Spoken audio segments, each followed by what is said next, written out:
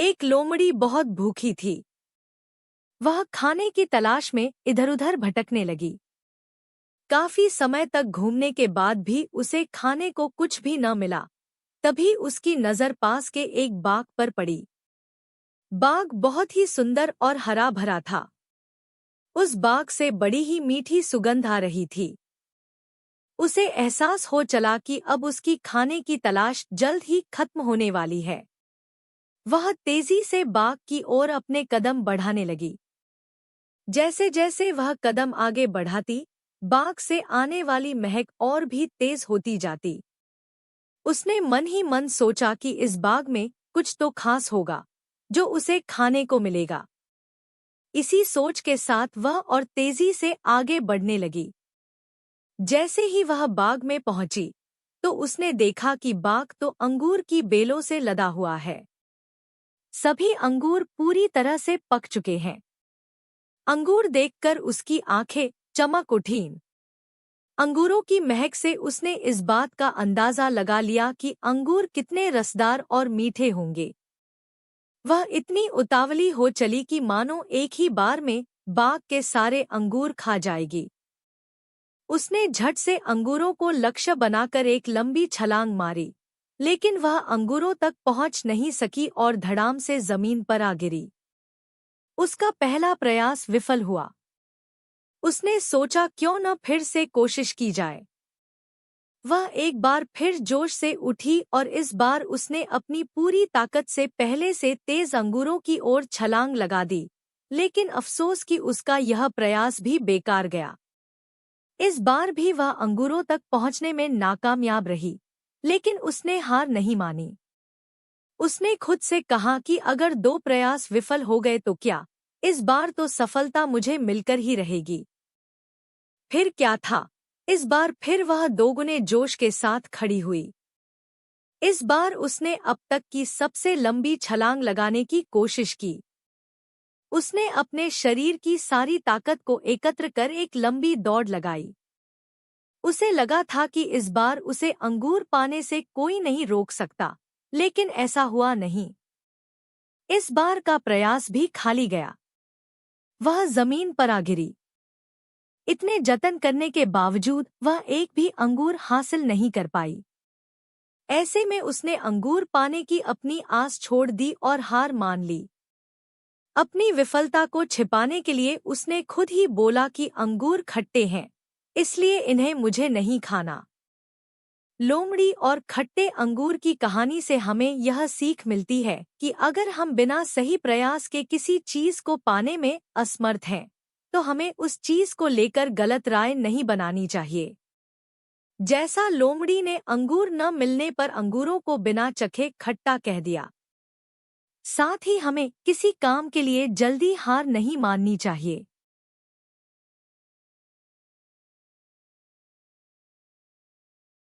बहुत दिनों पुरानी बात है। एक गांव में एक बैल रहता था जिसे घूमना बहुत पसंद था। एक दिन वह घूमता घूमता जंगल में जा पहुंचा और वापस आते समय गांव का रास्ता भूल गया। बैल ने खुद से कहा, अरे यार, मैं तो रास्ता भूल गया हूं। अब घर कैसे जाऊं? मुझे प्यास भी बहुत लगी है। फिर वह चलते चलते एक तालाब के पास पहुंचा, जहां उसने पानी पिया और वहां की हरी हरी घास खाई। इसे खाकर वह बहुत खुश हुआ और अपनी खुशी में जोर से चिल्लाने लगा। उसी समय जंगल का राजा शेर भी उसी तालाब की ओर पानी पीने जा रहा था। जब शेर ने बैल की भयानक आवाज सुनी, तो उसने सोचा, जरूर जंगल में कोई खतरनाक जानवर आ गया है। मुझे अपनी जान बचानी होगी। इस डर से शेर बिना पानी पिए ही अपनी गुफा की ओर भागने लगा। शेर को इस तरह डरकर भागते हुए एक कौवे ने देख लिया। कौवा शेर का मंत्री बनना चाहता था। उसने सोचा, यही सही समय है शेर का भरोसा जीतने का। अच्छा मौका मिला है। कौवा शेर की गुफा में गया और बोला, महाराज, मैंने आपको डरकर गुफा की ओर आते हुए देखा था। आप जिस आवाज से डर रहे थे, वह केवल एक बैल की थी।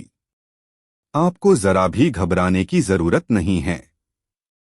महाराज, यदि आप चाहें तो मैं उसे लेकर आपके पास आ सकता हूँ। शेर बोला।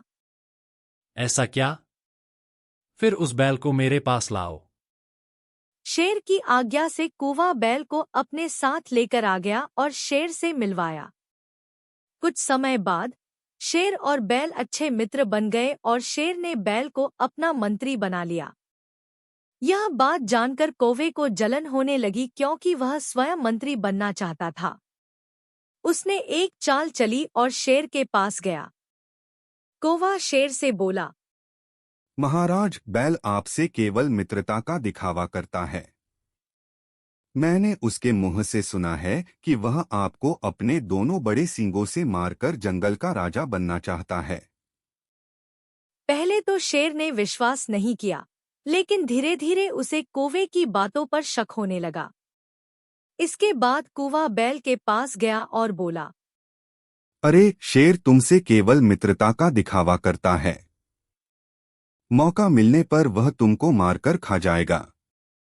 बैल को यह सुनकर बहुत गुस्सा आया और वह शेर से मिलने के लिए जाने लगा। कौवा पहले ही शेर के पास जाकर बोला। महाराज, आप सावधान हो जाइए क्योंकि वह दुष्ट बैल आपको मारने के लिए आ रहा है। बैल को गुस्से में आता देख शेर ने कौवे की बात को सच मान लिया और बैल पर हमला कर दिया। बैल ने भी शेर पर हमला किया और दोनों के बीच घमासान लड़ाई शुरू हो गई। अंत में शेर ने बैल को मार दिया और कौवे को अपना मंत्री बना लिया। इस कहानी से हमें यह समझ आता है कि हमें कभी भी दूसरों के कहने पर अपनी मित्रता पर शक नहीं करना चाहिए। अच्छे मित्र बड़ी मुश्किल से मिलते हैं।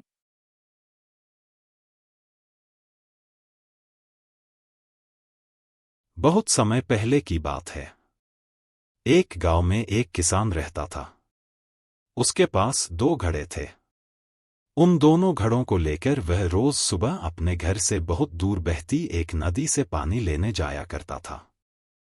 पानी भरने के बाद वह उन घड़ों को एक बांस की लकड़ी के दोनों सिरों पर बांध लेता और उसे अपने कंधे पर लादकर वापस घर तक लाता था। रोज सुबह उसकी यही दिनचर्या थी। दोनों घड़ों में से एक घड़ा सही सलामत था, लेकिन दूसरा घड़ा एक जगह से फूटा हुआ था। इसलिए जब भी किसान नदी से पानी भरकर घर तक पहुंचता, एक घड़ा पानी से लबालब भरा रहता और दूसरे घड़े से पानी रिसने के कारण वह घड़ा आधा खाली हो चुका रहता था। सही सलामत घड़े को खुद पर बड़ा घमंड था कि वह किसान के घर तक पूरा पानी पहुंचाता है। दूसरी ओर फूटा घड़ा खुद को नीचा समझता था और हमेशा शर्मिंदा रहता कि वह किसी काम का नहीं है। उसे ग्लानि महसूस होती कि उसके कारण किसान की पूरी मेहनत बेकार चली जाती है। एक दिन उस फूटे घड़े से नहीं रहा गया और उसने किसान से क्षमा मांगते हुए कहा। मालिक, मैं खुद पर बहुत शर्मिंदा हूं। मैं ठीक तरह से आपके काम नहीं आ पा रहा हूं। किसान ने पूछा। क्यों? ऐसी क्या बात हो गई? घड़े ने बताया। मालिक, शायद आप इस बात से अनजान हैं कि मैं एक जगह से फूटा हुआ हूं और नदी से घर तक पहुंचते पहुंचते मेरा आधा पानी रिस जाता है। मेरी इस कमी के कारण आपकी मेहनत व्यर्थ चली जाती है। सुनकर वह किसान उस घड़े से बोला। तुम दुखी मत हो, बस आज नदी से वापस आते हुए मार्ग में खिले हुए सुंदर फूलों को देखना। तुम्हारा मन बहल जाएगा। फूटे घड़े ने वैसा ही किया। वह रास्ते भर सुंदर फूलों को देखता हुआ आया। इससे उसका विचलित मन शांत हो गया। लेकिन जब घर पहुंचते ही उसने पाया कि वह पुनः आधा खाली हो चुका है, तो उस पर फिर से उदासी छा गई। उसने किसान से अनुनय किया कि वह उसकी जगह कोई अच्छा और सही सलामत घड़ा ले ले। यह सुनकर किसान बोला। क्या तुमने ध्यान दिया कि बांस के जिस सिरे पर तुम बंधे रहते हो, उस ओर के मार्ग में सुंदर फूल खिले हुए हैं, जबकि मार्ग के दूसरी ओर सूखी जमीन है। ऐसा नहीं है कि मैं इस बात से अनजान हूं कि तुम फूटे हुए हो। यह बात जानते हुए ही मैंने मार्ग के उस ओर सुंदर और रंग बिरंगे फूल लगा दिए। जब मैं नदी से पानी भरकर लाता हूं, तो तुम्हारे द्वारा उन फूलों को पानी मिल जाता है और वे सदा उस मार्ग को हरा भरा रखते हैं। तुम्हारे कारण ही वह मार्ग इतना सुंदर हो पाया है, इसलिए तुम खुद को कम मत आंको। इस कहानी से हमने सीखा कि कोई भी ऊंचा या नीचा नहीं होता। इस दुनिया में हर इंसान को एक रोल मिला हुआ है, जिसे हर कोई बखूबी निभा रहा है। इसलिए जो जैसा है, हमें उसे वैसा ही स्वीकारना चाहिए और उसकी कमजोरियों के स्थान पर उसकी अच्छाइयों पर ध्यान देना चाहिए।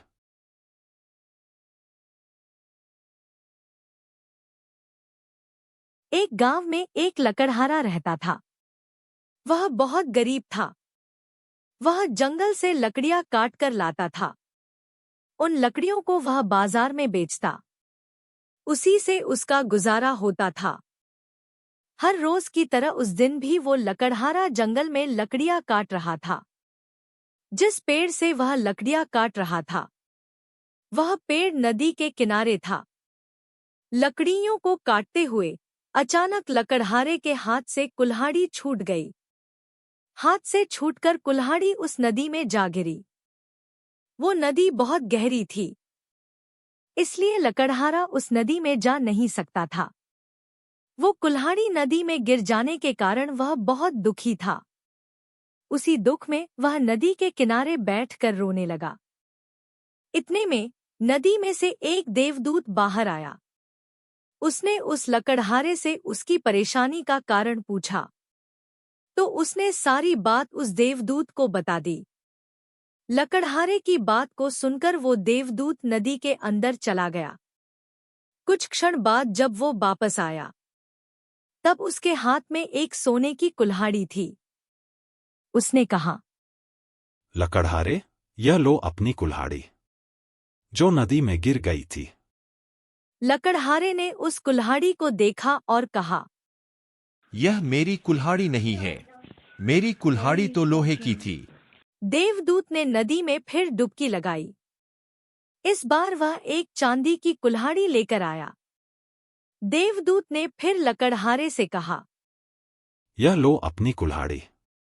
लकड़हारा फिर से बोला, महाराज, यहाँ भी मेरी कुल्हाड़ी नहीं है, मेरी कुल्हाड़ी तो लोहे की बनी हुई थी। देवदूत ने नदी में फिर डुबकी लगाई। इस बार वह एक लोहे की कुल्हाड़ी लेकर आया।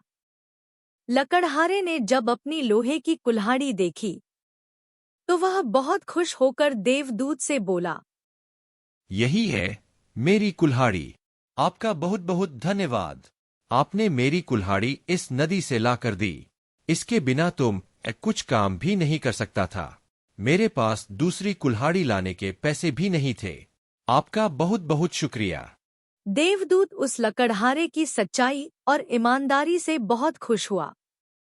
उसने उसे लोहे के साथ साथ सोने और चांदी की दोनों कुल्हाड़ी भी लकड़हारे को दे दी। इस कहानी से हमने यह सीखा कि हमें कभी लालच नहीं करना चाहिए। लालच इंसान को सदैव गलत रास्ते पर ले जाता है।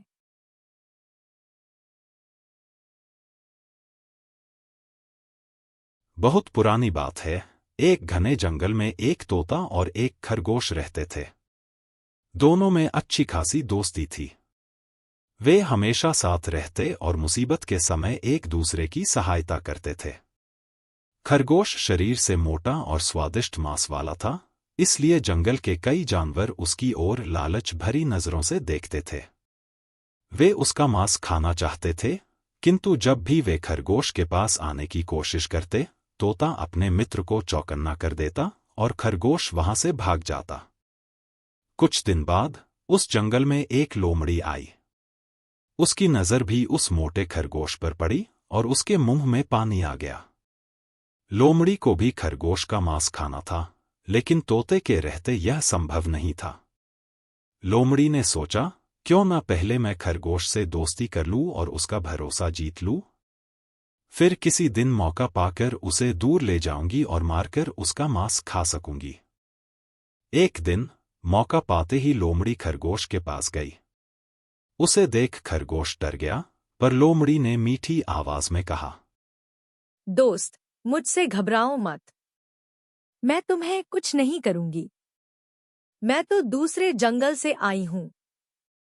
यहाँ मेरा कोई दोस्त नहीं है और न ही कोई मुझसे दोस्ती करना चाहता है। क्या तुम मुझसे दोस्ती करोगे? मैं तुम्हें जंगल के उस पार के हरे भरे खेतों में ले जाऊंगी, जहां तुम पेट भरकर ताजा गाजर खा सकोगे। खरगोश लोमड़ी की मीठी बातों में आ गया और उसकी दोस्ती स्वीकार कर ली। उसके बाद लोमड़ी रोज खरगोश के पास आती और उससे ढेर सारी बातें करती। एक दिन तोते ने खरगोश को लोमड़ी से बातें करते हुए देख लिया। उसे लोमड़ी की चाल समझ में आ गई। लोमड़ी के जाते ही तोता खरगोश के पास गया और बोला, दोस्त, यह लोमड़ी बहुत दुष्ट है। उसके इरादे नेक नहीं हैं। वह तुम्हें मारकर खा जाना चाहती है। मेरी सलाह है कि तुम उससे दूर ही रहो। इस पर खरगोश बोला, तोते भाई, हर किसी को संदेह की नजर से देखना ठीक नहीं है। लोमड़ी अब मेरी अच्छी दोस्त बन गई है। मेरा भरोसा करो, वह शत्रु नहीं, मित्र है।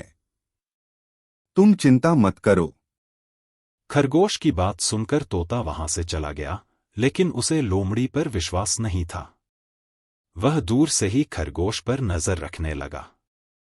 एक दिन लोमड़ी फिर से खरगोश के पास गई और बोली, खरगोश भाई, आज मैं तुम्हें गाजर के खेत में ले चलती हूँ। वहां पास के खेत में बहुत सारी गाजर उगी हैं। चलो पार्टी करते हैं, लेकिन तुम अकेले ही आना और किसी को कुछ मत बताना। खरगोश गाजर का नाम सुनते ही राजी हो गया। दोनों जंगल के पास के गाजर के खेत में पहुंचे। खरगोश ने 2-4 गाजरें जमीन से निकाली और खाने लगा। खेत के मालिक को जब पता चला तो वह दौड़कर जाल लेकर आया। लोमड़ी ने मालिक को आते देखा तो पास के पेड़ के पीछे छिप गई। बेचारा खरगोश गाजर खाने में व्यस्त था और किसान के जाल में फंस गया। उसने जाल से निकलने की बहुत कोशिश की, लेकिन सफल नहीं हो सका। उसने लोमड़ी से मदद की गुहार लगाई, लेकिन लोमड़ी तो इस अवसर की तलाश में थी। वह सोच रही थी कि कब खेत का मालिक खरगोश को मारे और वह उसका मांस चखे। लोमड़ी ने कहा, यह जाल बहुत मजबूत है, इसे काटना मेरे बस की बात नहीं है। तुम यहीं ठहरो, मैं कुछ बंदोबस्त करती हूँ। यह कहकर लोमड़ी पास ही पेड़ के पीछे छिप गई और खेत के मालिक के आने का इंतजार करने लगी। इधर जब जंगल में तोते ने अपने दोस्त खरगोश को गायब पाया तो वह उड़ते उड़ते गाजर के खेत में आ पहुंचा। वहां खरगोश को जाल में फंसा देख वह उसके पास गया और बोला, दोस्त, चिंता मत करो, मैं आ गया हूं। मैं तुम्हें इस जाल से छुड़वा दूंगा। तनिक धीरज रखो। तोता अपनी चोंच से जाल को काटने लगा। जब खेत के मालिक को इस बात का पता चला तो उसने अपने हाथ में पकड़ी कुल्हाड़ी तोते की तरफ फेंकी, पर तब तक तोता जाल को काटकर खरगोश को आजाद कर चुका था। खरगोश और तोता कुल्हाड़ी आते देख तुरंत वहां से भाग गए। कुल्हाड़ी पेड़ के पीछे छिपी लोमड़ी को लगी और वह वहीं ढेर हो गई। लोमड़ी को उसके कुकर्मों की सजा मिल गई। इस कहानी से यह सीखने को मिलता है कि हमेशा अच्छे और भरोसेमंद दोस्तों के साथ ही दोस्ती करनी चाहिए, जो आपके संकट के समय में काम आए।